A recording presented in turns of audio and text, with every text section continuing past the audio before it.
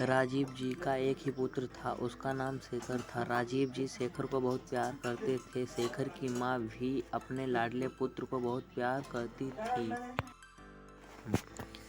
वह उसे मक्खन और मलाई खिलाकर प्रसन्न रखती थी। शेखर सदा अपने माता पिता का आदर करता था। वह समय पर स्कूल जाता था तथा खूब मन लगाकर पढ़ता था। दुर्भाग्यवश शेखर की मित्रता कुछ बुरे लड़कों से हो गई। वह बुरे लड़कों के साथ बाजार में घूमने लगा। वह जुआ भी खेलने लगा। इस वजह से शेखर स्कूल से अनुपस्थित रहने लगा।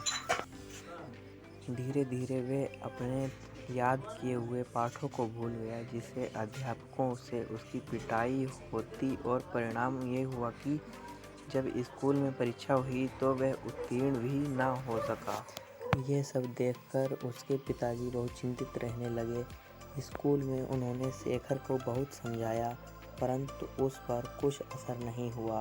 तब राजीव ने उसे समझाने का एक उपाय सोचा। एक दिन राजीव जी ने शेखर को 5 रुपए का नोट दिया और कहा, बेटा बाजार से 5 रुपए के ताजे और बढ़िया सेब ले आओ। शेखर बाजार जाकर 5 रुपए के सेब खरीद लाया। सभी सेब ताजा और बढ़िया थे। तब राजीव जी ने शेखर को 50 पैसे देकर कहा, जाओ बाजार से एक सड़ा गला सेब और खरीद लाओ। शेखर सड़ा गला सेब ले आया। राजीव ने शेखर से कहा, सड़े हुए सेब को सभी अच्छे सेबों के साथ रख दो। शेखर ने पिताजी की आज्ञानुसार वैसा ही किया। दूसरे दिन राजीव जी ने शेखर से वे सेब मंगवाए और कहा, इन सेबों को खाओ। शेखर सेबों को देखकर घबरा गया। सभी सेब सड़ गए थे। उसकी समझ में कुछ भी नहीं आ रहा था कि ऐसा कैसे हो गया। तब राजीव ने शेखर से कहा, बेटा तुमने देखा कि बुरी संगत से कितनी हानि होती है। एक सड़े हुए सेब के कारण ताजे सेब भी सड़ गए।